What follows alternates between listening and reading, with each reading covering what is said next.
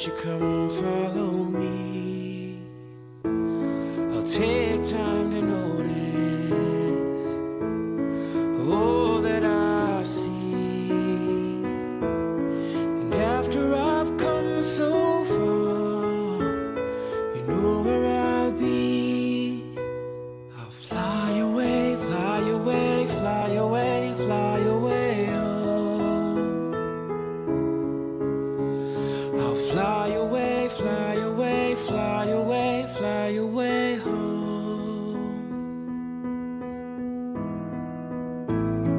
Life is a vision,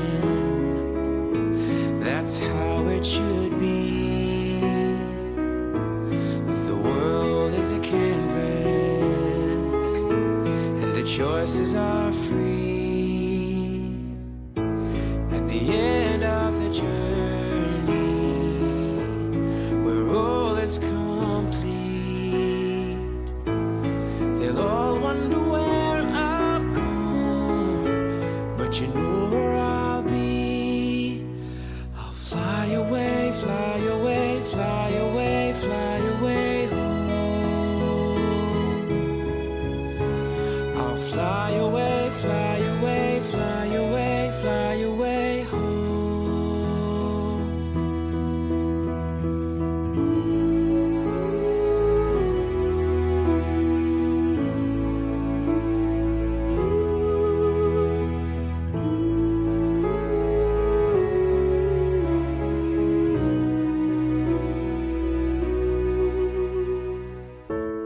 Our dreams last forever, for all that we know. The roads come together, and that's where we'll go.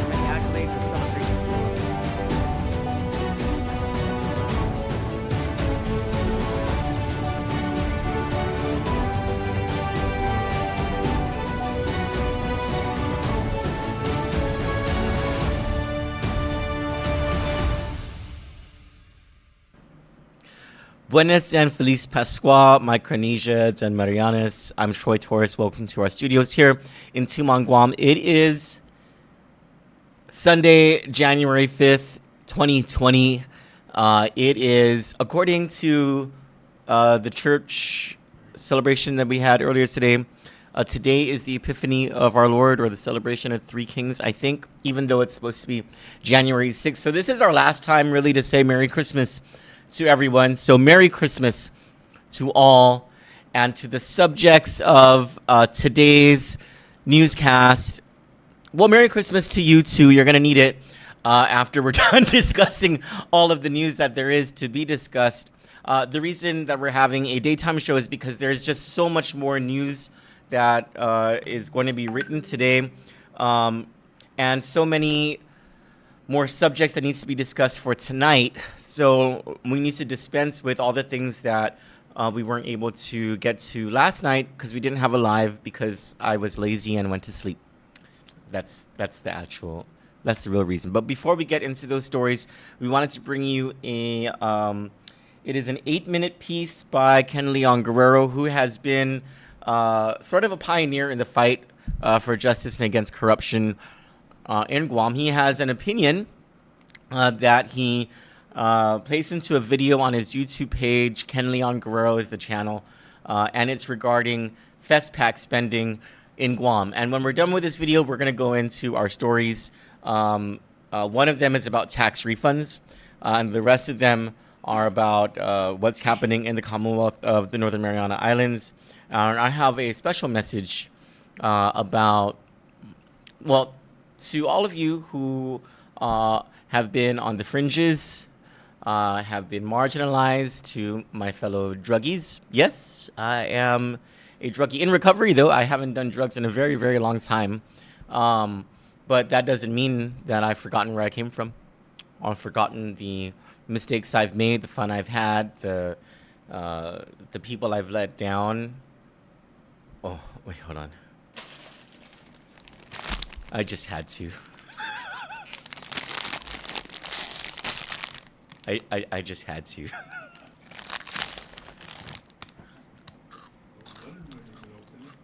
Well, what's that, Cholo?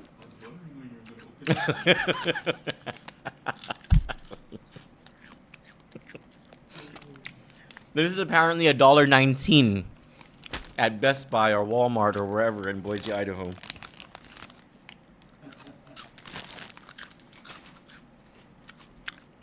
For the next 8 minutes, here's Ken Leon Guerrero's piece.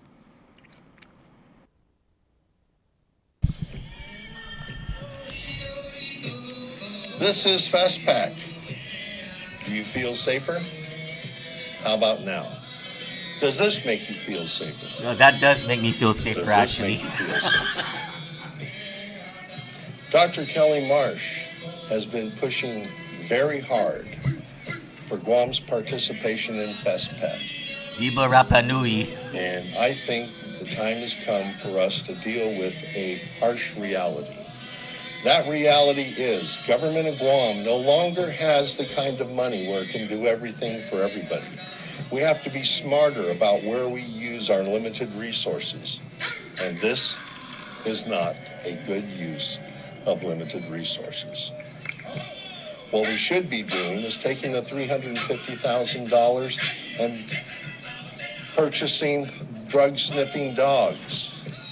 Just imagine how much safer this island would be if we had drug-sniffing dogs going through the offices of government of Guam, where they have problems with meth, like Homeland Security, Department of Corrections, and Public Health. But instead, this is what Dr. Kelly Marsh prefers to do with $350,000. I have here a press release. Kelly Marsh Titano. And in this release, dated January 3rd, she wants to clarify the record on FestPAC. With the enactment of Public Law 3560, authorization has been granted to the Guam Council of the Arts and Humanities, CAHA, to utilize funding for Guam's participation in the 13th Festival of the Pacific Arts and Culture that is already legally and contractually obligated to the arts. These funds, as well as those that were fundraised, will be used for the most economic travel arrangements possible and for necessary logistical expenses such as moving cargo from the shipyard in Hawaii to the festival venue. Senator Marsh Titano stated, "Some have tried to paint the picture that these funds can go to other causes or agencies, but this is inaccurate and misleading. The Council on Arts and Humanities oversees the non-appropriated funds, and both staff and the CAHA board testified in support of using this money for Guam's participation in FestPAC as it aligns with the agency's mission." Now, this is a complete falsehood. The legislature can and has for years redirected funds from one source to another. For example, for years, the Leon Guerrero Public Administration and College of Business building has been paid for to the tune of $500,000 a year from the Territorial Highway Fund. Other monies from the Cancer Care Trust Fund have been used to pay power bills and things like that. So the money can be and should be redirected to one of the three primary goals of government of Guam: public health, public safety, public education. And I say this because the government of Guam does not have a bottomless bucket of money. So money that comes into the government of Guam needs to be redirected to these priorities for the benefit of the people of Guam. Just imagine how much safer we would be if instead of spending $350,000 on this junket to the FestPAC, we spent $350,000 and purchased 9 drug-sniffing dogs. Just imagine if we had a drug-sniffing dog coming into the DOC and other government and Guam agencies on a regular basis. I mean, after all, not too long ago, they found packets of meth on the floor in public health. So maybe if we had 8 more drug-sniffing dogs and they went around to government of Guam offices, we might have caught the drugs that Ricky Sanchez tried to bring in or successfully brought in to Homeland Security before he was caught. We probably would have caught the DOC officers that were smuggling drugs into the Department of Corrections. We might have caught those employees that had the meth inside of public health. But rather than spend the money on more drug-sniffing dogs to patrol the post offices and the village mailboxes and other government agencies in an effort to eradicate or help fight the meth epidemic on this island, Senator Marsh feels that that money is better spent sending 100 people to Hawaii for a week. I disagree.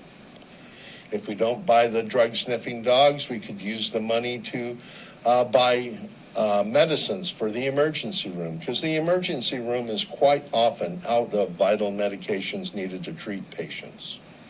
That would serve the public health better than sending 100 people to Hawaii for a week. Maybe instead of sending 100 people to Hawaii a week, we could buy 10 more patrol cars. After all, we've got 10 police officers who graduated and supposedly more in the academy right now. We already have a chronic shortage of police vehicles in the Department of Public Safety. Maybe buying 10 more police vehicles would get more patrols in the villages and help cut down incidents of burglary, crime, and home invasion, as we see in this video.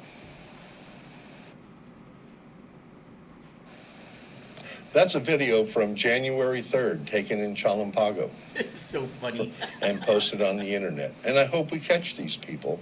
And if we had more police officers and more police cars, maybe we could catch these people faster. Maybe if we had 8 or 10 more police drug-sniffing dogs and had them going around to the village mailboxes, as well as the post office, as well as other government agencies like the Department of Corrections and Homeland Security that seem to have a problem with meth, we might help fight back this epidemic that is destroying so many families on our island. But rather than put public safety first, Senator Kelly Marsh Titano is putting vacations for the selected few, 100 people in Hawaii at taxpayer expense. And I say taxpayer expense because that $400,000 was money that should have gone to the benefit of the people of Guam as a result of the qualifying certificate that was granted to Guam Regional Medical Center, waiving taxes. So since the medical center isn't paying taxes, let's take the contributions they do make to our community and use them where they're badly needed. And right now we need every dime we can find to fight the meth epidemic before it destroys more of our families. I'm Ken Leon Guerrero with Guam Citizens for Public Accountability. And this has been a public education presentation. So there are different opinions about. Hold on, let me just. No, do not play that. There are different opinions about the use of this money in our community. Obviously, if you are a big supporter of FestPAC, you would not believe that this $350,000 is being unwisely spent. You would believe that it is a priority, and I respect that opinion. And then there is the thought that Senator Kelly Marsh Taisenault did campaign on a platform of support for culture and the arts. Unlike other senators, she did not campaign on a platform of prioritizing health, education, and safety. And maybe many of us, including myself, weren't aware of that at the time of the election because, well, like I wasn't really paying attention to the senatorial election. I was mainly paying attention to the gubernatorial election. And even though I didn't vote for Senator Kelly Marsh Taisenault, when she won, I kind of just assumed that she had a level head and was a supporter of health, education, and safety as the top priorities of this government. But then we soon came to understand that it wasn't, that support for FestPAC was going to be among her top priorities. And she managed to push her legislation through. Well, it had a lot to do with trading votes and under the table political wrangling in the legislature when it came to bill number 181, the war claims bill, and her bill number whatever it was, FestPAC, blah, blah, blah, both becoming public law in the last week, both providing authorization for the spending of together millions of dollars by the government of Guam. And in a couple of minutes, we'll bring you a story about how that money or where that money is coming from and how it affects more than 5,000 people owed tax refunds. But nonetheless, I think it is my belief that there are a bunch of people, that the majority of the people of this island are wondering, what the heck? They probably share the same opinion that Ken Leon Goro has, that there is a better use for this money. And that's not to say that FestPAC isn't important. Maybe it's to say that our leaders, if they had known for the past 4 years that FestPAC was going to be in Hawaii and that Guam was going to go, they should have been raising money for it. Where has the fundraising effort been? And according to the FestPAC meeting that Eric and I went to on, was that Friday? Was that 2 days ago, right? Friday? On Friday, because CAHA had not been designated as a state agency until Friday or Thursday, fundraising hadn't commenced. They just started talking about fundraising on Friday. And thank goodness that Shelley Gibson and Anne Marie Arceo are on top of this beginning effort. And that hopefully they will be able to bring a lot of energy and spirit to the fundraising effort for FestPAC. Hopefully they raise so much money that the taxpayers do not have to be asked for this money. But it's incumbent on our leaders to prioritize the use of taxpayer money. And at the same time, if they want to make FestPAC a priority, to raise the money for it. That's just my humble opinion. As far as money goes, there is a very disturbing thing that we found that we've actually tracked for the last 8 months since May, when we began looking at the income tax refund status reports that are monthly sent by the Department of Revenue and Taxation to the Guam legislature, that details in two separate categories, individual income tax refunds and corporate income tax refunds, how much has been paid, how much is owed, and for what tax years. And they go back all the way to tax year 2006. And what we started to notice from May forward was that the amount of money owed to taxpayers in prior years, for tax years 2006 through tax year 2017, wasn't changing. The amount virtually stayed the same for each of those years for the past 8 months. And there was an asterisk next to this row for each of the individual and corporate income tax categories that stated that these amounts include the error and suspended status returns. So that means that they were flagged. That told us that Revenue Tax was not processing these error and suspended returns. It does not take 8 months to process those returns, to fix the errors and to discover what needs to be discovered to remove the suspension from those tax refunds. Most of it is in corporate tax refunds. A bunch of it is in individual tax refunds. And so in September or October, Kandit asked the governor's office, what gives? Why? And we also asked Revenue Tax, what gives? When are you guys going to process and pay these tax refunds? And of course, they never got back to us. This is the most non-transparent or governor's office that we've ever had in the history of Guam. But believe you me, they never got back to us about that. And the foundation for those questions was that Section 30 money was about to be loaded into the government of Guam's bank accounts at the Bank of Guam. And the story that we ran at that time was about how much in interest the Bank of Guam would be able to be paid from the Federal Reserve for deposits that were sitting there. And what we noticed about the use of the Section 30 money at the time, because it was dedicated or earmarked for certain things, was that there would be about a $15 million portion of the deposit that didn't seem to be earmarked for anything. And then when we noticed is that there was about 15, anywhere from 16 to $20 million in corporate and individual income tax refunds that had been in error and suspended status for a few months by that time. And at the time, we didn't know how much the war claims would be. But as I was perusing the Guam Daily Post the other day, I saw the headline that said that Governor Leon Guerrero had announced that they had stowed away $14 million. And then it hit me. I was like, holy cow, we were right. They stowed that Section 30 money away and held back the processing of those error and suspended status refunds so that they can pay this thing.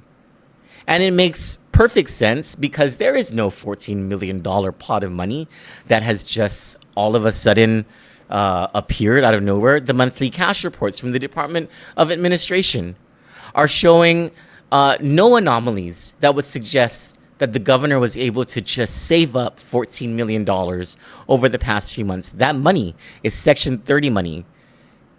And the budgetary wiggle room that they were able to use has been the income tax refunds that have been in error or suspended status. They are using tax refund money to pay for these war claims, and they are purposely holding back the processing of error and suspended tax refunds for 5,000 people so that they can make good with a political promise that means absolutely nothing. Absolutely nothing, because Congressman Mike Nicholas is getting federal war claims paid through his H.R. 1365 that is about to pass the Senate.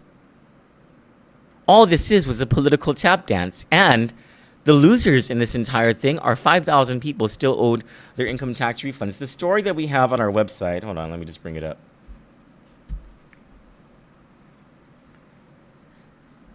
This really makes our government just a bunch of criminals. Still waiting for your tax refund. The Leon Guerrero administration has purposely slowed the correction of thousands of error and suspended tax refunds since May in order to save that money for war claims instead. They are counting on a federal reimbursement sometime after February in order to release the refunds. For the past 8 months, Kandit has been monitoring the monthly income tax refund status report. Since May, about $16 million in refunds were flagged each month as error and suspended refunds, meaning they don't need to be paid until the flags are released following deeper inspection of the returns. The total each month, which only has nominally decreased to $16 million as of the November 2019 report, is the sum of refunds filed in 2019 for prior years for both individual and corporate returns for tax years 2006 through 2017. The amounts under the flagged categories for each of those years has remained virtually unchanged since May, meaning those refunds have not been processed. The Piesti ruling, which commanded the timely payment of tax refunds, states that Status A refunds should be paid within 6 months of filing, commencing the tax filing deadline, which is normally April 15 of each year. The loophole in the ruling is that filed but flagged returns don't have to be paid 6 months from the filing date, so long as they remain flagged. In October, Kandit conducted an analysis of tax refund payments against the use of Section 30 money and noticed a discrepancy of about $15 million that seemed to be sequestered into the government's accounts. We also noticed the nearly identical amount in flagged refunds. We asked Adeloop to explain this and whether the money will be used to pay tax refunds for the flagged returns. Neither Adeloop nor the Department of Revenue and Taxation have ever answered this question. Yesterday, Governor Lulian Guerrero signed the local war claims bill into law. It promises to use a pot of local money using a general fund authorization to pay adjudicated claims, and then, when the federal war claims money is released through sequestered Section 30 money, that federally authorized money will pay back the general fund. The amount of money she said the government has for this undertaking, about $14 million, almost the entire amount the government has been withholding from taxpayers owed refunds from belated processing of their returns. There is no other wiggle room within the budget to produce this $14 million. There is no other pot of cash than the money sequestered from the Section 30 deposit in September. There are no anomalies in the government's monthly cash report to suggest that the governor was able to stow this money away based on daily collections. The wiggle room was the refunds, and it comes at the expense of thousands of people still waiting for their refund to be unflagged and paid. Legally, no harm, no foul. Morally and ethically, she's made thousands of people wait nearly 8 months for money that is rightfully theirs so that she and Speaker Tina Muñoz Barnes can score political points. But the flagged and yet to be paid refunds aren't the only tax liability of the government.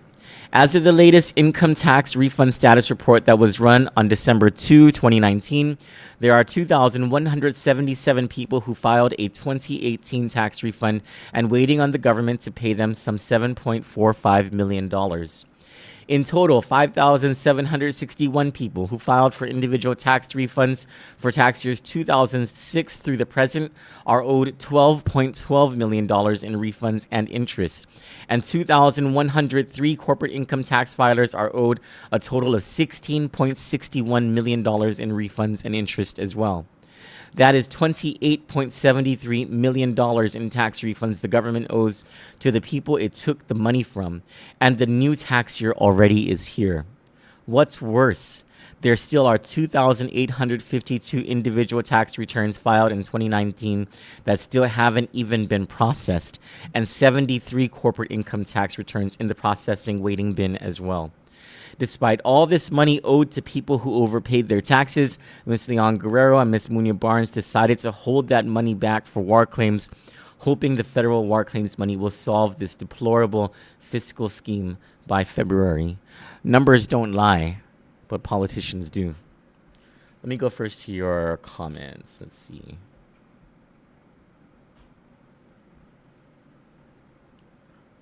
Isn't our government crazy? Criminal. It's pretty criminal what the government of Guam has been doing.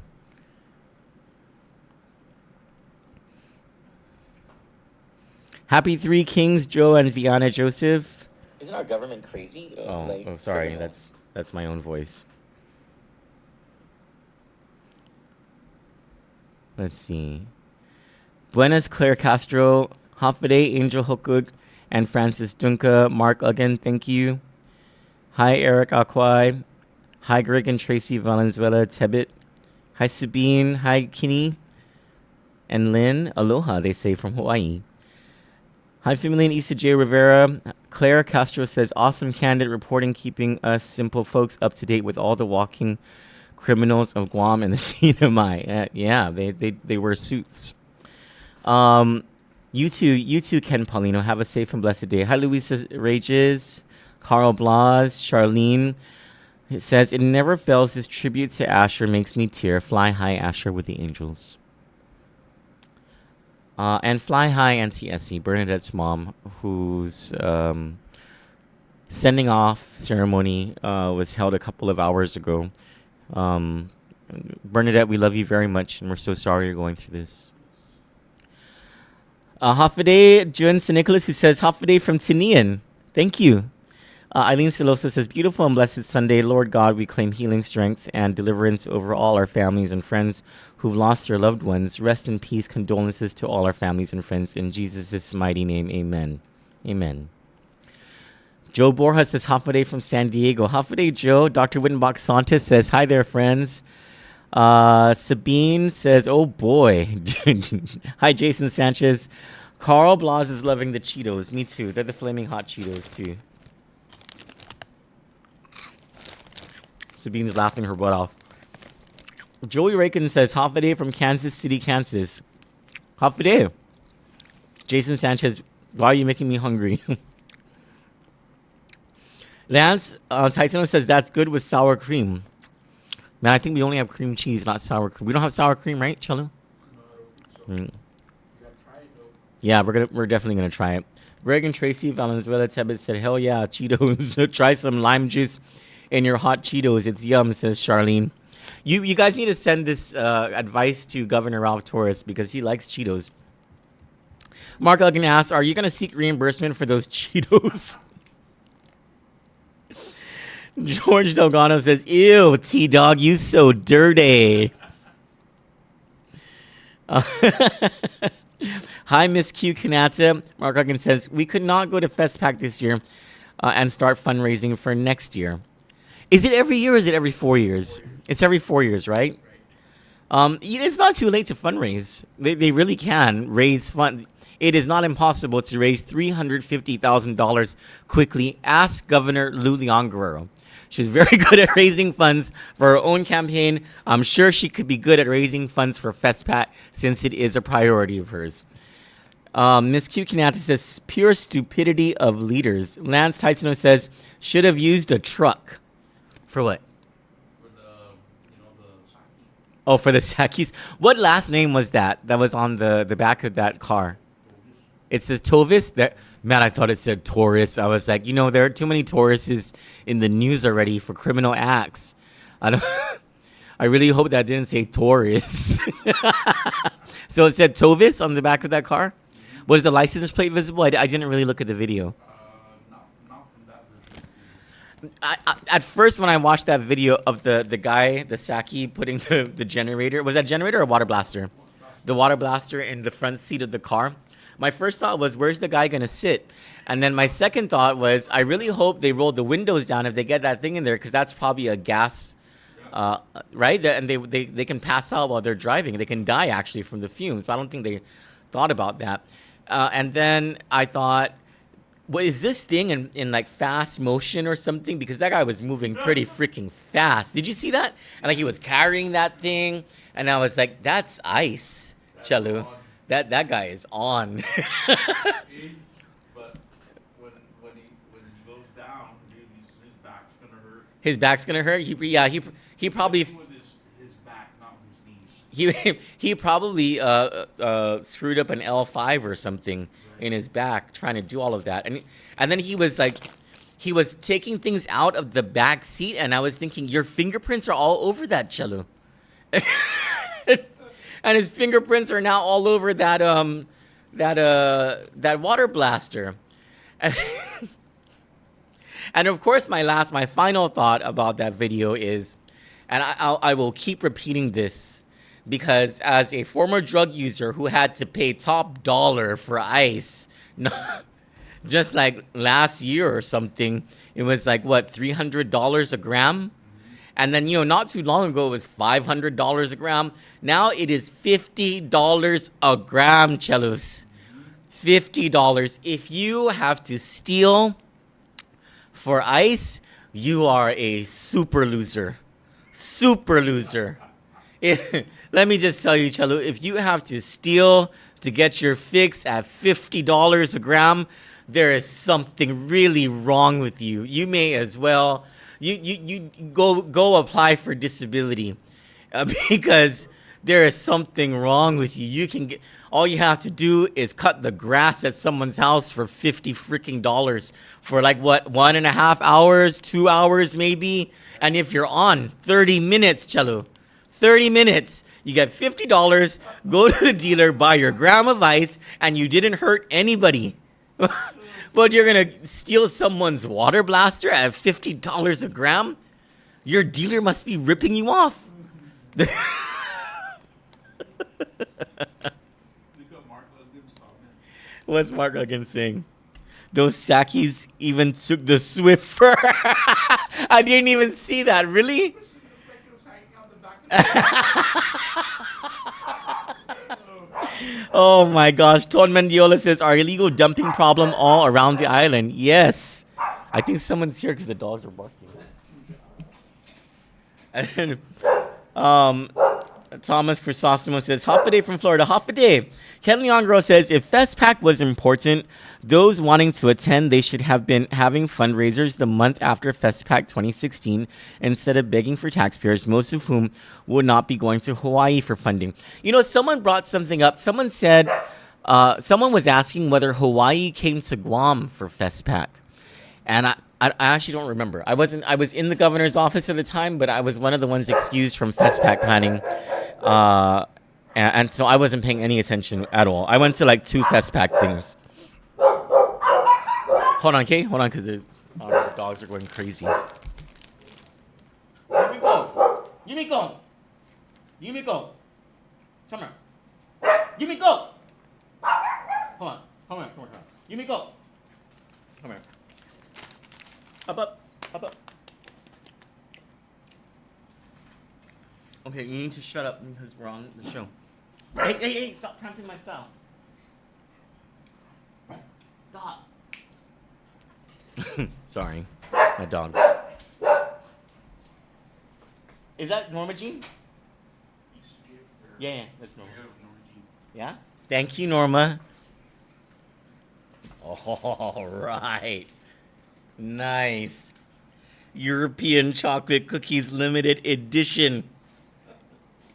This is a nice box. That's love, bro. That is, yes, we do love our familia in Issa J. Rivera, for sure. Can I open this? Oh, yeah. Berlin Palashi says, Hoppaday, Kandit family, Hoppaday. Miss Q says, sad. I'm so happy that here in New Hampshire and other states on tax return, our tax return only takes 1 to 2 weeks to receive your refunds. You know, it is getting... The days to tax refund checks are getting longer. And for how many years of the Calvo administration? 7 years of the Calvo administration, the wait for tax refunds went from anywhere from 3 to 6 years down to anywhere from 3 to 6 months. And then they were getting better over time. And now that the Leon Guerrero administration has taken office, they're getting worse. And I fear that despite the Paesti ruling, because of the incompetence of the Leon Guerrero, the fiscal incompetence of the Leon Guerrero administration, things are going to continue getting worse. We hired a banker to handle our finances, and obviously she's doing a terrible job at it. Mark Uggins says, our government's transparency is like talking to the shiny side of a two-sided mirror. You're just talking to yourself. Emily Munoz says the Manumcos are paying for their own war claims. That's correct. But it is also correct that even with the federal war claims, our Manumco are paying for their own war claims because it's Section 30 money. It's money that would have been deposited into the government's bank accounts because it was locally, that tax money was locally created. But that's not Congressman Mike St. Nicholas's fault. That's Congresswoman Madeline Bordalio's fault. She's the one who brokered that deal. Bad deal as it is. Rosemary Mancipit says, good afternoon, Troy. Good afternoon, Rosemary. Miss Q says, Biba Kandit team, let it be known, Guam is just too broke to get to the top. Yes. Miss Q says, hip, hip, horse, dirty government. Marianne Tikita says, Troy, please help us to find out why are there no bus shelter for the transit riders? Nothing to protect us from sun and rain. I feel so sorry for people who have children. What village is this in, Marianne? There are some. I've seen some shelters for transit riders, but I don't know where all the, I guess in front of the public library where the big mural of Governor Lulian Guerrero is, the Dear Leader mural, right? There's no shelter there, huh? Because I know that's a pickup and drop off point. I think even some are like right by power poles. Right by power poles? Yeah. That's where some of the pickup and drop off points are. You know what, Marianne? That's a very good point. Thank you for that. Lance Titano says that's a lot of money. Junie Tudela says unbelievable. Hi Chelu. Johnny's watching. Lance D says World War III come and go, still won't get paid out. Oh man, let's not talk about World War III. I'm a little freaked out by this whole Iran thing. Hi Leighton. Johanna Addis says, oh wow, that's a lot of money there. Jonathan Lamello says, buenas from Texas. Buenas, Jonathan. Johanna says, are we going to discuss about Governor Chainsaw and the CNMI? Yes, we are. Pam Duvall says, love you all. We love you too, Pam. Everett and Delatio says, happy Three Kings from the CNMI. Happy Epiphany of our Lord and Three Kings. Yes, Ben Pangolinan says, Half-a-Day Kandit News from Sin City. I miss that place. Junie Tudeles is laughing my arse off with the Cheetos commercial. Ben Pangolinan says, I thought Guam had issues, but Saipan has big issues. Big issues. Talk about abuse. I was talking to somebody about that today. I don't think that's actually true. I think that the reason it seems Saipan has big issues is because Governor Ralph Torres and his brothers have rubbed their corruption in the faces of the Commonwealth. But if Governor Lulian Guerrero and her minions in the legislature were to do just as Governor Ralph Torres had, we probably would see that Guam's corruption is worse. It's just that they've hidden it. And that's our job as the media, to find it and expose it. Joe Borja says, Situas Maasi for all the updates, news as it should be. Thank you, with all the laughing and the fat jokes and all, and the Cheetos as well. And just so you all know, karma works on me too. Because of all my fat jokes, I've been getting pretty fat. Well, that's probably the eating too. Trish and Ken Artero say, happy Sunday, everyone. Happy Sunday. He's laughing about Super On. John DeLangan says, that guy is on. Pam Duvall says, tweaking nai. Everett and Delatio says, remake of Gone in 60 seconds. Half a day from Saipan says, Elias Santana. Lancy says, or I'll hire you for security, $50 from 10 p.m. to 6 a.m. Let's count that. That's 11, 12, 1, 2, 3, 4, 5, 6. That's, what's 50 divided by 8? 6. Well, that's a little below minimum wage. You may have to shave an hour off of that, Lance, in order to make the minimum wage cut, or maybe 2 hours from it. But I get your point. But you can make the $50 quick by just mowing someone's yard, like a small yard. It's $50, and like you don't even have to do it in the hot sun. You can do it like early in the morning, or like toward the end of the day, and you make it like that. Come on, Chalu. There's no need to steal for ice anymore. It is $50 a freaking gram. If you have to steal for ice these days, I swear to God, you're a super loser, and I will call the druggie that I have been. I can judge, man. I will call you a super loser.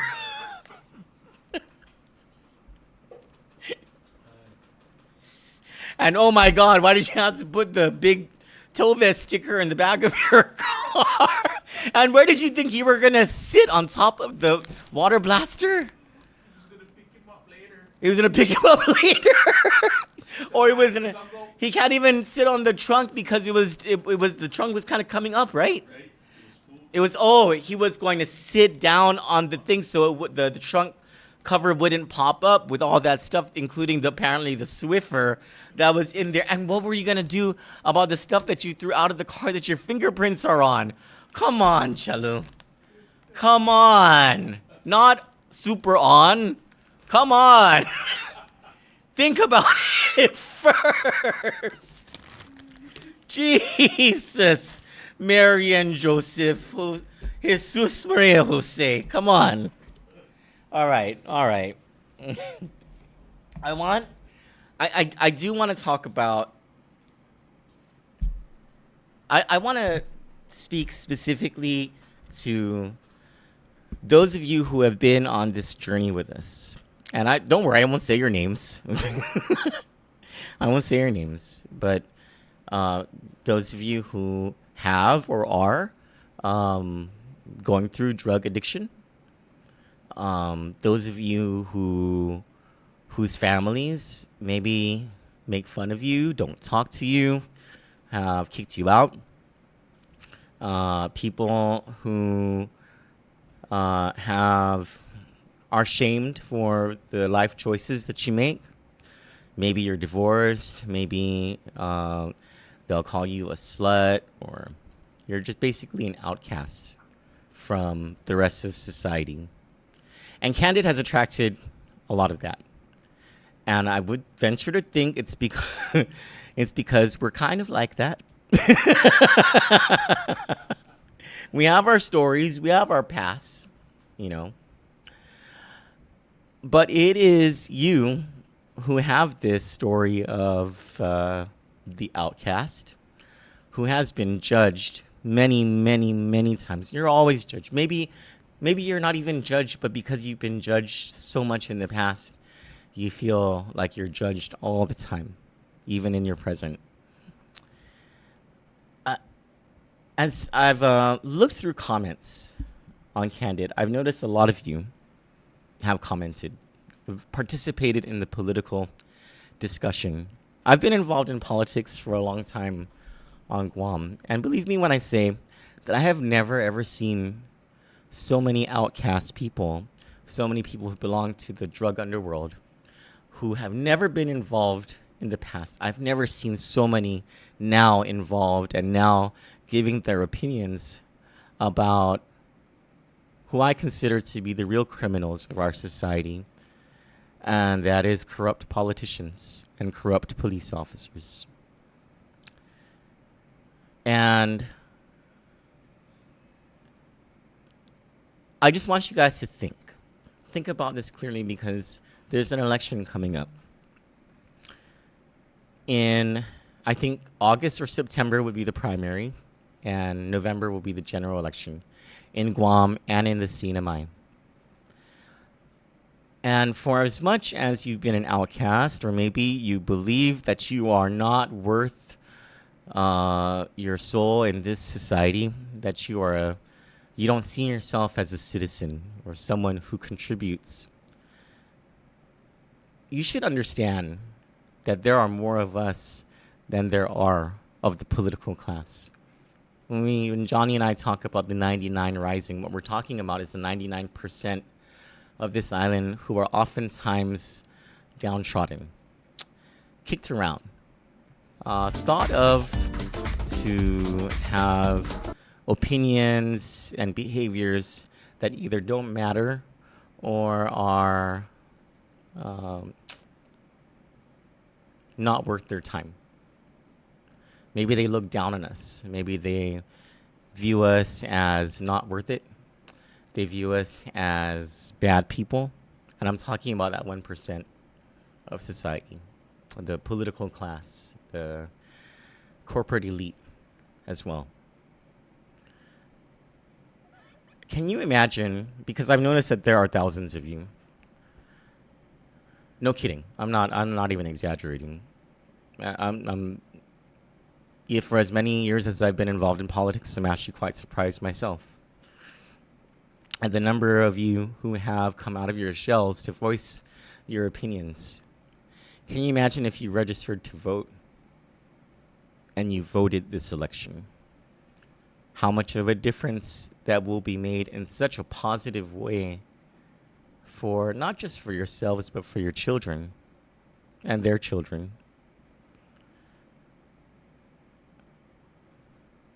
Being one of us, very simply means that we are just regular people. Because even though you might think that the decisions that you've made, the poor decisions that you've made, have somehow defined your life, you're right. You're absolutely right. Your decisions, even the poor ones, have defined who you are at this very moment. Now, does that mean you should despair? No. I'm not ashamed of who I am. I'm not ashamed of everything that's brought me to this point. I'm actually very grateful for everything that has brought me to this point, and so should you. Does it mean you should give up because you think that something has not gone right? No, because there are people counting on you. They're your children, your nieces and nephews, maybe your parents. Because the decisions that our political leaders have been making have been bad decisions, and they've been bad for you and your children and your parents and your nieces and nephews, your friends, your neighbors. That means your voice needs to count. It means you need to register to vote. It means you need to continue paying attention and voicing your opinions. And if someone says, "Oh, shut up, you druggie," you tell them to F off. Yeah. Don't ever be ashamed of who you are. If someone says to be quiet because you're not smart, if some UOG professor tries to tell you that you don't understand what you're talking about, you tell them to F off. Because you do. You understand more than the elite ever will understand what life is like on Guam and what solutions are necessary to make life better for the people of this island and of the Commonwealth of the Northern Marianas. Don't ever let anyone put you down. Don't ever let anyone tell you that your voice doesn't count. To me, in my heart, your voice counts more than anyone else's. And it's because you've been through so much. I'm not just talking to druggies. I'm talking to anyone who's ever been outcast. Anyone who's ever been profiled by someone who's had more power. And there's a lot. Imagine all the people who are government of Guam or government of the CNMI employees or relatives of those employees who were threatened by the powers that be just because they had an opinion that was different from the powers that be. Think of how many people suffered through all of that.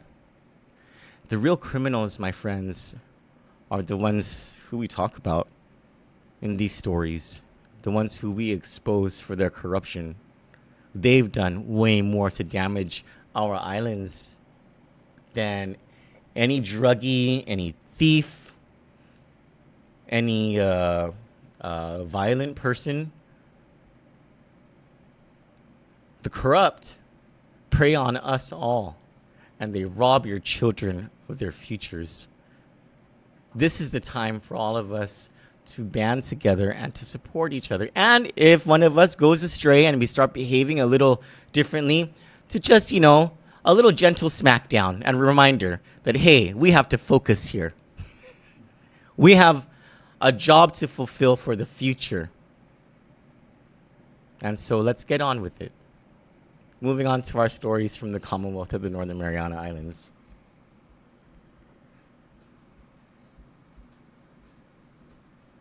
Hold on. We need to move on with cookies first.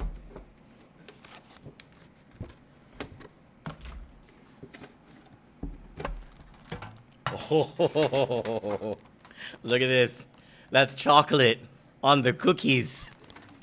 Yeah.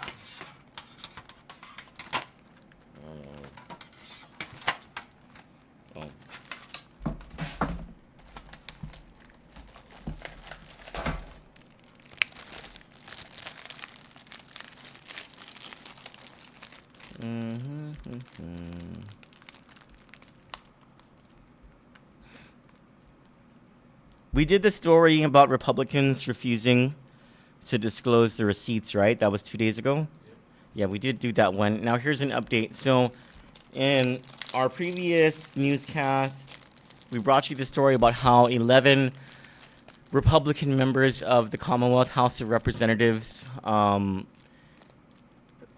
refused to disclose their receipts that will detail the expenditure of public funds from allowances that they are allowed to take monthly that range between $2,500 and $5,000. Now, Kandit reached out to and sent an Open Government Act demand for information to every member, all 20 members of the House of Representatives and all 9 members of the Commonwealth Senate, and to the Department of Finance to find out who has been taking this money monthly and also what they've been spending this money on if they have indeed taken this money. Now, a preface to this conversation is that this allowance before this legislative term was meant for basically for members of the Tinian and Rhoda delegations because of the amount of money that it takes to travel and to conduct business while away from their home offices in Rhoda and Tinian. Makes sense. It makes, like, the U.S. Congress has this kind of allowance. It just makes a lot of sense, right? But they recently, this legislature, they applied it to Saipan. And while there are some legitimate expenses that come with it, what we wanted to find out were, are there illegitimate expenses? Are there purchases that stink the same way Governor Ralph Torres's Cheetos and soft candy purchases stink to holy hell and reek of misuse of public funds and political corruption? Well, a couple of days ago, 11 of the 14 Republicans of the House of Representatives responded. And actually, late 2 nights ago, a 12th one responded. We just haven't filed the story yet. But on Saturday morning, one of the original 11 members, Congressman Ralph Yamul, contacted Kandit and said, hey, look, I was off island and didn't actually review that letter that Speaker B.J. Attal told me that I had to sign, otherwise I would be in violation of the law. I'm paraphrasing what he said. And so I want to disclose my expenditures to you. And so Ralph Yamul, he's the congressman that we're talking about. He's a Republican. He is the first and only Republican member of the legislature to disclose his use of these funds. And he actually disclosed that he does not take the allowance. So this is sort of like a breaking point for the Republicans, because if one of their members can disclose that they do not take the allowance, why aren't the other members disclosing whether or not they take the allowance? Why are they hiding these receipts? So that brought the total from 11 to 10 Republicans who refused to disclose their receipts. But then on late Friday night, I got an email from Congressman Antonio Borja, who sent, also a Republican, who sent me a note that it was the same one, same cut and paste template from Speaker B.J. Attal. What we found out from Congressman Ralph Yamul is that Speaker B.J. Attal is the one who is getting his fellow Republicans to sign off on this template letter, which refuses to disclose those receipts, which is a violation of the Open Government Act and the Constitution of the Commonwealth, which is something that Kandit probably is going to take to court in the Commonwealth Superior Court. Hopefully we don't get Judge Joseph James Narita Camacho to preside over the case, corrupt as he is. But we're very likely going to take this matter to court because they have no right to not disclose those receipts of public funds that they've spent money on. For what? The public deserves to know. It's their money. It's not that money doesn't belong to these congressmen. What, Republican members of the House, what makes you think? What gives you this air of arrogance to believe that that money is yours and that you have no reason to disclose the purposes of those expenditures to your people? That is their money, not yours. That is their money. You have no right to keep that information secret. And because you're keeping this information a secret, it makes me believe, it makes me suspect that you are hiding purchases that you had no right to make, because I bet you they were personal and political purchases made from money that the public gave to you at a time when your public is suffering so much from the economic recession going on in the Commonwealth. How dare you? As Greta Thunberg would say, how dare you? No, honestly, how dare you guys act in the way that you're acting? And so it makes so much sense. Now it makes so much sense why you guys are so slow to act on the impeachment of Governor Ralph Torres based on his misuse of public funds, based on those receipts that provide black and white evidence of his misuse of public funds and his corruption. Because you guys have probably done the same thing. And you know that once those receipts come out, makpu, it's over. But you know what? It doesn't have to be that way. If you come clean with your people and apologize, maybe they'll give you a chance. It's not like your attorney general is ever going to do anything against you guys. He's not doing anything against Governor Ralph Torres, but your people are counting on you to do something about Governor Ralph Torres. And if you guys are just going to sit on this issue because you're afraid of your own criminal liability from your own misuse of public funds, nothing right ever will happen in the Commonwealth. That is a disservice, not just to your people, but to your own families. They're counting on you too. Here's the story about Congressman Ralph Yamul, and thank goodness for him for breaking from Republican ranks. Republican Congressman Ralph Yamul, who returned to Saipan today from a family vacation in the Philippines, this was yesterday, contacted Kandit News Group to disclose that he does not avail of the monthly allowance to legislators. He also showed candid evidence of a scheme by Speaker Blas Jonathan Attal to pressure Republican House members to sign the template letter that 10 other Republicans signed, refusing to disclose the receipts of purchases made from public funds advanced to members of the Commonwealth Legislature every month. The advance of between $2,500 to $5,000 every month is an option that some legislators take, while others do not take it. Thus far, it has been disclosed that House members Ed Probst, Tina Sublan, and Edmund Villagomez, all part of the independent minority, do not take the allowance. Mr. Yamul is the first and only Republican member to disclose that he does not take the allowance either. Quote, I don't receive subsistence or allowance other than for travel and for operational field purchases, Mr. Yamul wrote to Kandit yesterday. Mr. Yamul went further, telling Kandit that Mr. Attal had the template letter that refused disclosure sent to him with the instructions to sign the letter or he would be in violation of the law. Mr. Yamul was traveling at the time. He informed his assistant to have the speaker sign it if it was important without having the opportunity to read the letter. The congressman provided evidence of the incident, which you may view below. Mr. Yamul even provided evidence of the off-island travel, his boarding pass stub, showing his return to Saipan via Korea from the Philippines. Incidentally, he did not fly first class. We have an update on this issue, which is good news. The three remaining members of the independent minority, Congressman Richard Tudela, Donald Manglotnya, and Sheila Babalta, will be providing their response to Kandit.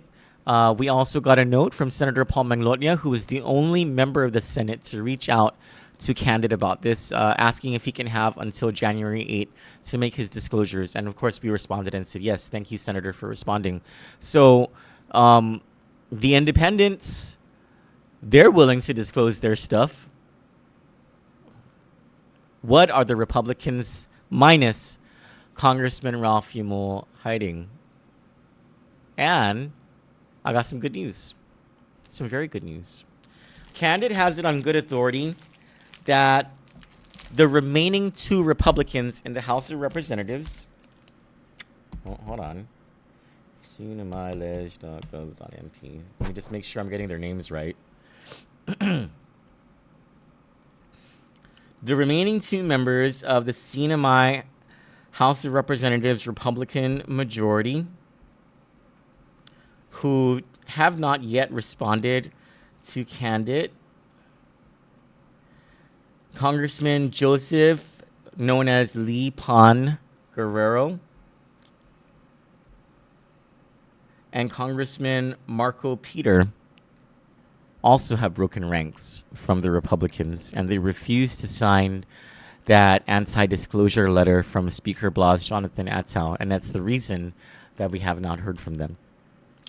Now, if you do the numbers, 6 independent minority members plus Congressman Ralph Humul plus these 2 congressmen equals 9 of the 20. And so if the people of the Commonwealth continue to push their representatives and to put pressure on them and remind them who they serve, just 2 more of them is the majority necessary to get things done. Doesn't seem like such a monumental step to take now either, huh? It seems like your representatives are listening to you. 9 out of 20 thus far. It's a pretty good sign. You just need 2 more. Change their minds. Let them know they can be on the side of the people. This is great news. Let's go to our next story. Wait, hold on, and please forgive me. I really need to smoke a cigarette. Well, I need to eat a cookie. Huh? The cookies? Oh. Yummy. Look at this. Looks like an ice cream cone. Not anymore.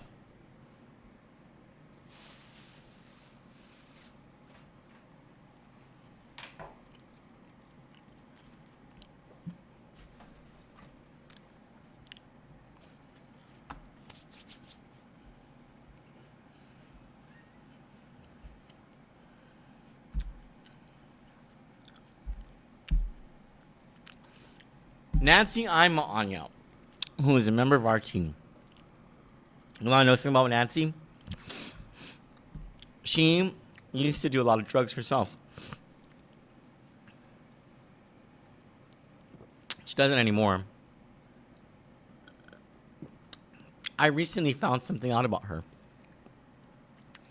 For as much as people have judged her in her life, yeah, she made some poor decisions. I think there are people who still judge her. I found out that Nancy graduated from high school in Oregon at the age of 14.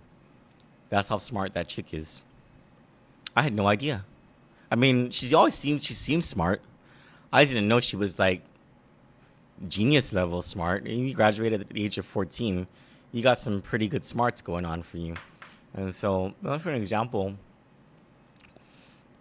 I realized that many people who are judged have a lot to offer to our community. And normally they do in quiet ways. You just all need to register to vote in both Guam and the Commonwealth. Come on. Don't leave the voting to these elites who screw things up all the time with their corruption. Nancy, you better be registered to vote, Nancy.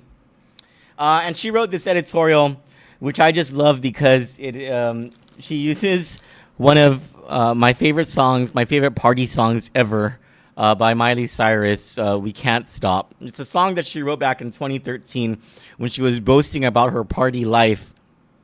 And when I first heard this song, I was like, oh, she's talking about ecstasy. And well, anyway, so this is what she says. The largesse of the Commonwealth's political class hovers over its struggling citizens like a dark cloud masking the bright rays of the sun. Governor Ralph Torres and his brothers and their wives, except one, have been living large and taking charge, plundering the Commonwealth while they're at it. And whose money are they using? Yours, of course. You are the taxpayer. You are the person, along with your brothers and sisters of the Commonwealth, who provide the funding that Mr. Torres uses to buy everything from Cheetos and soft candy and Vienna sausage to Bose headphones and 75-quart coolers for his Boise home. You are the person who funds he and his wife's first-class travel tickets as they jet set across the continental United States, Japan, and everywhere in between, while they dine on foie gras and drink like Roman gods, while you eat the scraps of an economy destroyed by the casino he brought from a junket to Macau.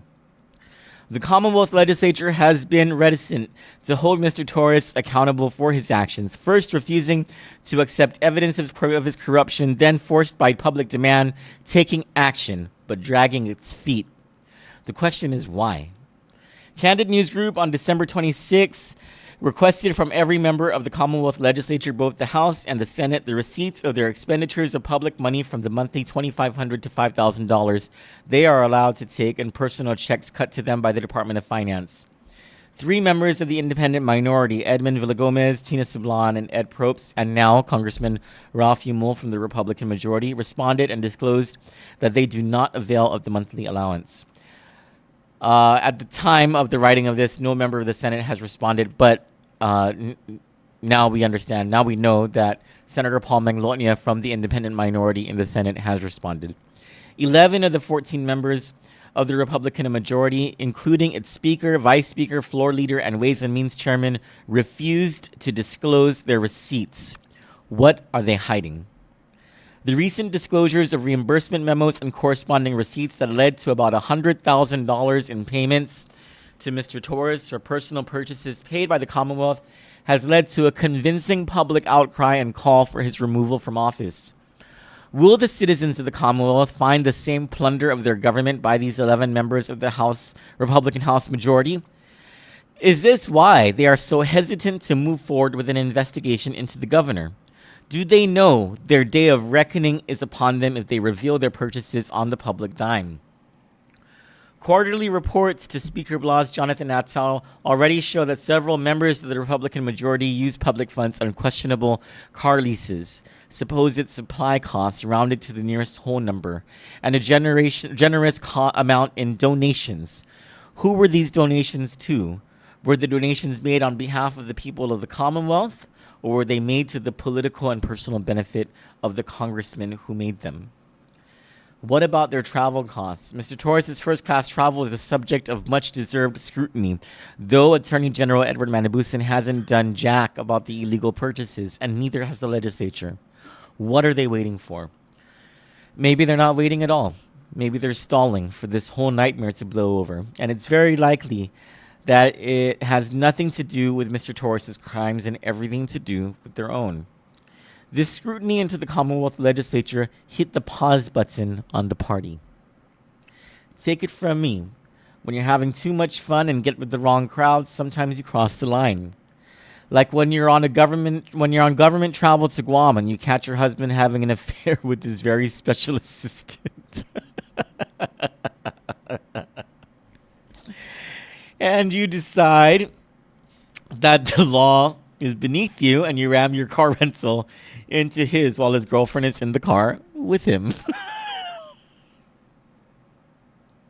There are a lot of comments of people saying, if I found out my husband was having an affair, I'd ram my car into her too. When you're partying on the public dime and having the time of your life, living it up, annoying details like the law mean nothing when ironically it's supposed to mean everything to your oath of office. Or when you get so drunk the police have to pull you over and arrest you for endangering the lives of others on the road, and because you happen to be the most powerful member of the Commonwealth House of Representatives and your lawyer happens to be Don Torleone himself, you get a slap on the wrist. Or when you can be driven by a highly paid police officer in your government-issued vehicle to a local hotel in the middle of the workday to meet your government-employed mistress for a rendezvous. Hint, hint. Look up the license plate on that. What is that? Is that an Explorer? The one, yeah, the black car to the right. Not the one that's backed in. The one that's forward. That's not a 4Runner. Expedition? A Tahoe. Oh, okay. Fancy car.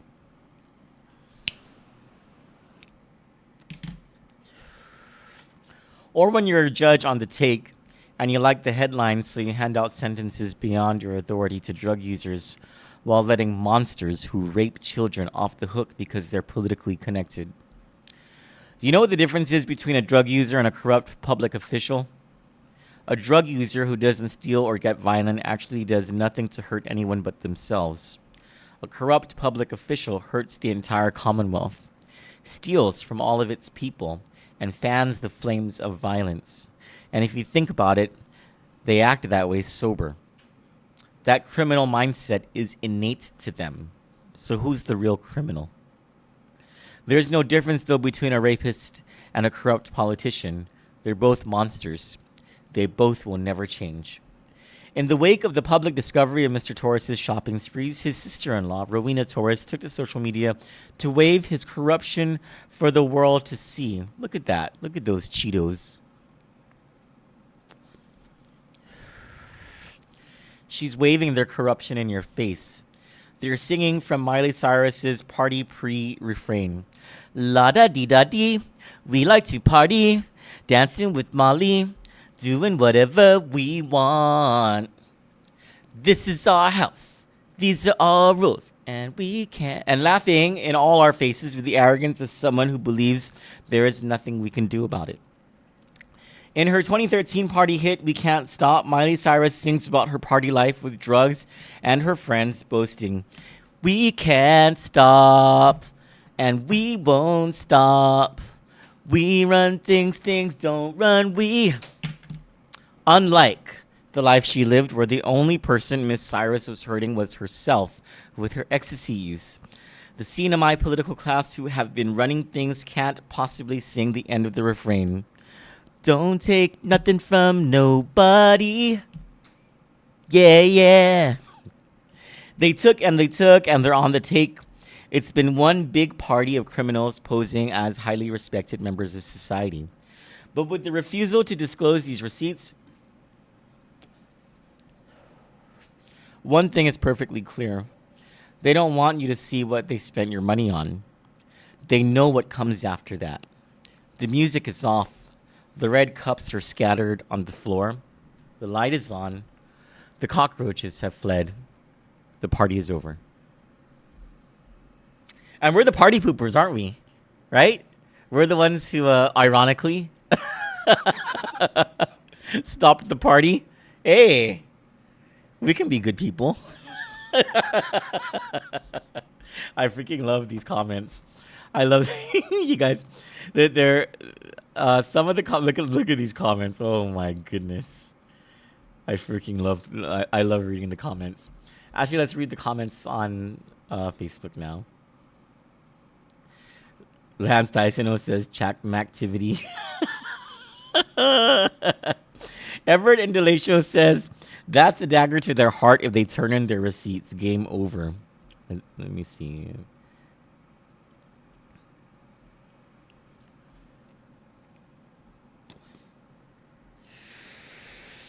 Oh, I see the cookie thing. Everyone was waiting for the cookies. Real Joe Cruz says, lay the gentle snack down. Cookies, oh yes. I'm not aware of what cookies taste like because all I get from this government is crumbs. Marianne Tegita says, well said, Chalu, well said. Thank you, Marianne. Elizabeth Rawleen says, oi, Troy, I see you have some delicious snacks there. Is that Cheetos? We're just trying to make the governor malagu. Brandy Sanchez Hall says, I'm waiting to see you eat the cookies. Mark again says, hey man, eat the damn cookie already. Let us know what we are missing. The suspense is killer, says Lance Saitino. LMAO says Judy Tadella. Corrupt folks. Mark again says, you are keeping us fat people in suspense. You don't flaunt stuff like that and not indulge. You are currently keeping those cookies a secret. I apologize for the lack of transparency for those few minutes that I kept those cookies back. Monica De Vera says, your assorted snacks is making me hungry. Happy New Year's, Kandit staff. Junie Tidella says, because they are all dirty. Luella Marciano says, they should do a live interview to ask what they use the funds for. You know, maybe Kandit needs to wait. Chella, do you want to go back to Saipan? I'm down. You're down? Down. I think we need to stay there for a couple of days because we need to go back to the legislature. We need to try to get that Judge Camacho on the record about his record. We need to get David Atzilig on the record. There's a lot of stuff that we need to get on the record over in Saipan. We need to go back there soon. Right. Okay, folks, we're going back to Saipan soon. We'll figure it out.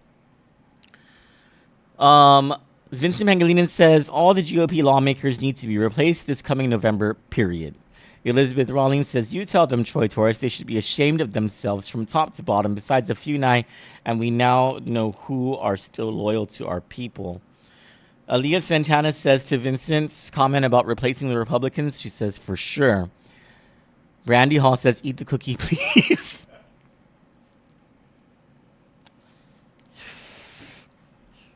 Luella Marciano says, anyone that is not for the people, but for self-interest of themselves, including judges, AG, it's not about party affiliation, but who we feel can be a guardian of the CNMI. Amen. Monica De Vera says, still waiting for you to just bite on those damn cookies already. My goodness. I guess by this time I ate the cookie because Brandy Hall says, oh, thank God. Monica says, Eric, grab those cookies already. Is the cookies good or what? Yes, Monica, the cookie that I ate was very good. Junie Zidala says, the CNMI residents should call their representatives and ask why they won't disclose their receipts. Yes, you should.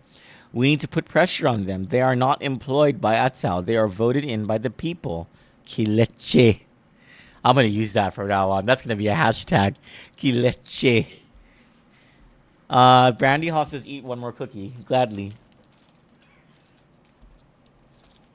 This is like a Kit Kat. Oh, yeah, that's good. Yeah.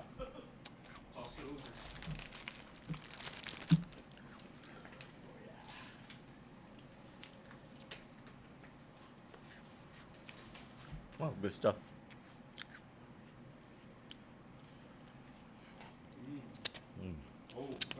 Good, right?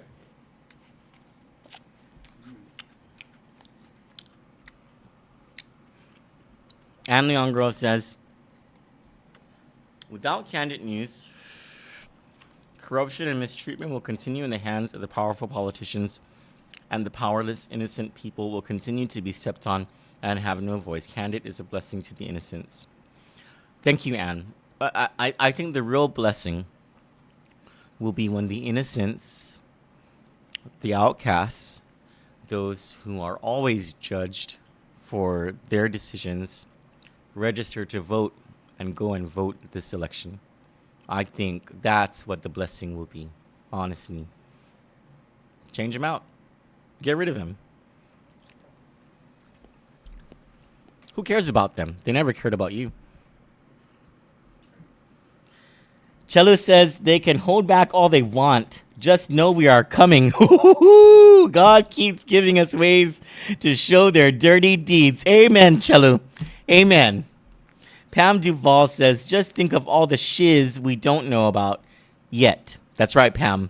Yet. Everett Indalacia says, that's the dagger to their heart if they turn in their receipts. Game over. Junie Tudela says, yes, go to Saipan. Pam Duval says, I want to bake cookies. Please do, Pam.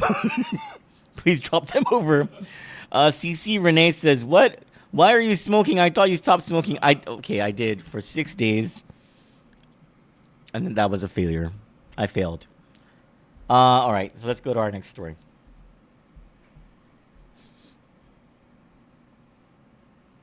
We are getting to our top story, which is an editorial. But before we get there, this is a very big story, and there will be more like these stories. It's called Whistleblower Silenced for Reporting DPS Chief's Brother. Department of Public Safety Commissioner Robert Guerrero, who needs to lose weight, retaliated against 12-year DPS veteran Edgar Pangilinan after Mr. Pangilinan reported Mr. Guerrero's brother for misconduct to the Attorney General. Now, there's ever since we published this story, there's a video going around that's quite old. It's about 6 years old of Edgar Pangilinan dancing with a woman in his office or something. First of all, it's 6 years old. And that woman didn't complain or anything. Secondly, that just reeks of something Clyde Narita and Robert Hunter would do. You know? Like they would try to just discredit innocent people who have been pissed on by this administration, and they lack so much conscience that they will continue to piss on the guy while he's already this far down. Shame on you, Clyde and Robert. You guys really should be ashamed of yourselves for picking on Edgar Pangilinan, who has the courage to speak up against police corruption, which is the worst form of corruption that exists in this world. Because of the stakes. The stakes are so high. This guy's life is in danger, and you are going to perpetuate that kind of BS? Shame on you, Clyde Narita and Robert Hunter. Shame on you. A complaint of sexual harassment against Mr. Pangilinan also was falsified in order for Mr. Guerrero to justify transferring Mr. Pangilinan from the the Bureau of Motor Vehicles, where he worked as a supervisor, to a desk clerk post at the Jotsenkizu Public Library. I hope I said that right. Despite numerous complaints detailing the retaliation to the AG's office, the Office of the Public Auditor, and the Civil Service Commission Office of Personnel Management, the treatment against Mr. Pangilinan has not been corrected. It should be noted that Mr. Guerrero's son, Robert Guerrero Jr., was an investigator at the OPA at the time. Kandit News Group has received several similar complaints of tourist administration officials retaliating against rank and file employees for speaking up against the misconduct of government officials. Several other complaints involve the silencing or termination of employees whose relatives were known to have campaigned for Governor Ralph Torres' opponent in last year's gubernatorial election. However, only Mr. Pangilinan has agreed to go on the record and to furnish Kandit with documents detailing how high-ranking officials have retaliated and discriminated against him. These documents are shocking. These documents are black and white proof of the Office of Personnel Management just letting this happen. The Office of the Public Auditor not doing anything. The Office of the Attorney General doing absolutely nothing to help this guy, who obviously is a victim of police corruption. Mr. Pangilinan made a formal complaint earlier this year about misconduct involving another DPS employee who is Mr. Guerrero's brother. Following the complaint, Mr. Pangilinan was routinely harassed by Mr. Guerrero, who also employed the department's internal affairs unit to ridicule and to harass Mr. Pangilinan as well. Mr. Guerrero then detailed Mr. Pangilinan from his supervisory role at the BMV to the front desk of the police division, performing clerical duties in a non-supervisory role. On April 24, 2019, Mr. Pangilinan filed a formal grievance with the OPM regarding the harassment and the transfer following his complaint against Mr. Guerrero's brother. It took OPM 2 months to acknowledge receipt of the grievance. Then, on July 24, 2019, despite OPM's instruction to Mr. Guerrero not to retaliate further against Mr. Pangilinan, the DPS commissioner informed Mr. Pangilinan that he is transferring Mr. Pangilinan to the Jotsenkizu Public Library effective August 12, 2019 on a temporary 90-day detail. On July 30, 2019, Director of Personnel Isidro Seaman formally responded to Mr. Pangilinan's grievance, referencing the retaliation against him for reporting the commissioner's brother and telling him, quote, "Our office will look into the matter so it can be further investigated by appropriate individuals and be addressed accordingly," unquote. To this day, no such matter has been investigated and addressed regarding the complaint made against the commissioner's brother, though much has happened to Mr. Pangilinan in retaliation for making the report. Mr. Seaman also told Mr. Pangilinan that in the course of their investigation of his complaint against Mr. Guerrero, it was found that Mr. Pangilinan was moved from the DMV to the front desk of the police division this year because of a sexual harassment complaint made against Mr. Pangilinan, quote, "years ago," unquote. Mr. Seaman wrote, quote, "This is a serious complaint that prompted management to move you out of DMV and placed you in an area where you can work and be fully utilized," unquote. Mr. Pangilinan had no idea what Mr. Seaman was talking about, as he had never been the subject of a sexual harassment complaint. He filed with Mr. Guerrero an Open Government Act demand for documents that substantiate this claim that a sexual harassment complaint ever was filed. No documents were found. The complaint was fabricated. Do you know how bad that is? Do you guys understand? I'm sure you do. Just how terrible that is. That they think about this. you're a citizen. If the government becomes corrupt in any kind of way, what can you do about it? The government holds the people's power. And if the people forfeit that power to the government, well, guess what? It controls everyone's lives to the point where they can fabricate a crime against you in order to do bad things to you. That's scary. Imagine what life has been for Edgar Pangilinan this past year. I bet it's been pretty scary. A private investigation was conducted to further determine the source of the information. In a memo to attorney Michael Dotz, Isa Camacho attested to her interview of the person whom the supervisor of the Bureau of Motor Vehicles said had been harassed. The woman said she made no such complaint and that Mr. Pangilinan had never harassed her. During Mr. Pangilinan's temporary detail to Joten Kidzu Public Library, and while his civil service grievances were still pending, Mr. Seaman signed off on his transfer and reclassification of position from Motor Vehicle Supervisor to Administrative Officer 3. Mr. Pangilinan to this date has not been called by the OPM Director for his side of the story, nor has he received a hearing on the merits of his complaints. The Department of Public Safety punished him for reporting the misconduct of its commissioner's brother. The Office of the Public Auditor, where the commissioner's son worked, ignored Mr. Pangilinan's complaints. The Office of Personnel Management has allowed the retaliation to happen and has signed off on at least one of the retaliatory acts. The Office of the Attorney General has done nothing. No one in the government, not any office that is supposed to be protecting Mr. Pangilinan and those like him from the abuse of the powerful, is doing anything to protect Mr. Pangilinan from political retaliation. My message to those of you in the government of the Commonwealth who have covered all of this up, tried to cover it up, and endorsed this retaliation against Edgar Pangilinan is shame on you. You guys need to be removed from office. You probably should be charged with crimes for allowing this to happen.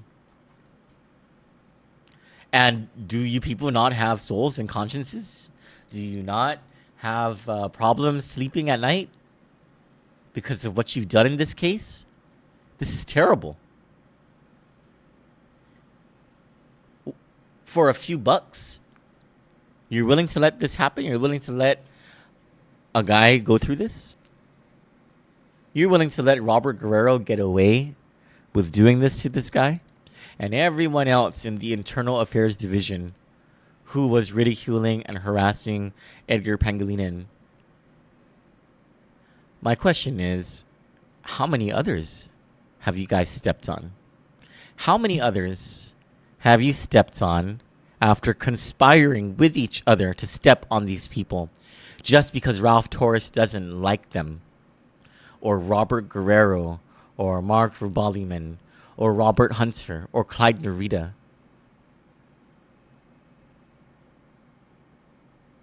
Who has suffered at your hands? And what are you going to say when this is all brought to court? Because if you think that the federal investigation against Governor Ralph Torres and his brothers will just simply end at their indictments and possibly their convictions, and that they'll be ushered off to jail, that, it all just ends at that point, you're stupid. Because once Ralph Torres goes down, and if you have done nothing to absolve you the sins of your corruption, by the time the indictment happens, the border, the wall that has been your safety net this entire time for the crimes that you've committed against so many people comes crashing down like the Berlin Wall. You're not going to be safe. You very likely will be indicted and convicted of crimes in local and federal court. It's not going to end with Ralph Torres and his brothers going down. That's just going to open the floodgates. It is going to shine the bright, hot lights of transparency and truth into all of the dark recesses of your corruption, and you're all going to go down if you don't start making amends with the people of the Commonwealth now. You have this chance This is your chance for redemption before your day of reckoning comes. And yeah, you should be ashamed of yourselves now, but it ain't too late for you to make it right. Do something about it. Don't be a vagina. Do something about it. Man up. Admit your mistakes. Make things right by the people who you've hurt. All of these years, all for the almighty dollar, or because you were too busy getting your nose brown in the governor's butthole. Like his 5 mistresses.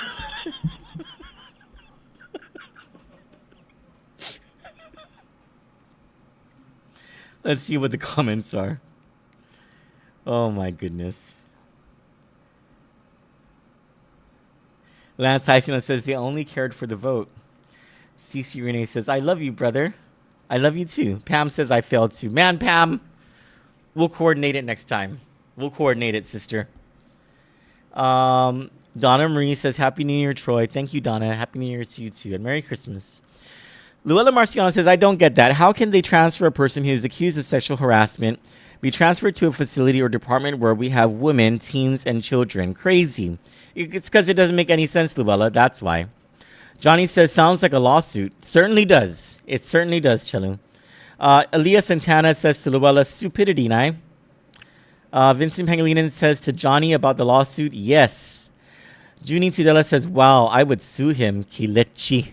I love that. Hashtag Kilechi. Doreen Pangilinan says, that's horrible. Yes, it is. Luella Marciano says, no safety net for civil service employees. And there has to be. That's the purpose of civil service. Merit protection. Oh, my goodness. It's just that they're all in on it. All the corrupt people, they're all in on it together. Junie Tudela says, can't wait to see the indictments. Us too. Johanna Addis says, me too. I can't wait for the indictments. Aaliyah Santana says, to all the corrupted monkeys, Troy. Yes. Correct.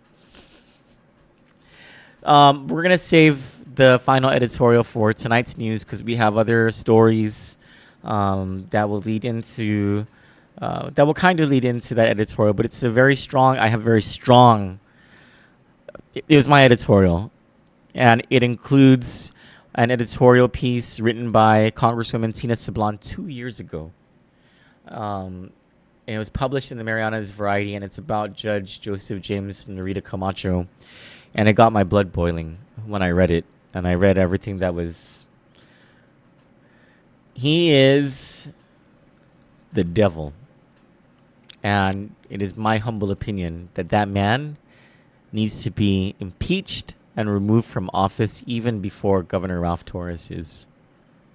Because what he has done has hurt children. And now there are children who will never receive a measure of justice because of his corruption. And that's just the worst thing that can happen. So we'll have that editorial plus our other stories tonight on the news with Johnny and Troy, and hopefully Jesse joins us. I'm not sure, as long as we're not too late. Cello, what time do you think we can do the news tonight? I could be here before 8, So 8-ish. or if you want, I could be here earlier. Yeah, maybe be here earlier, and I won't take my standard nap today. I might be lying about that. You have time for an hour. I have time for it. No, I have this. I have to do that. Remember that ad thing that we had to do? Oh, We got okay, yeah. we got some business. Thank you guys. We love you all. And let me see. Yes, we love you all. Have a good rest of the day. We'll see you tonight.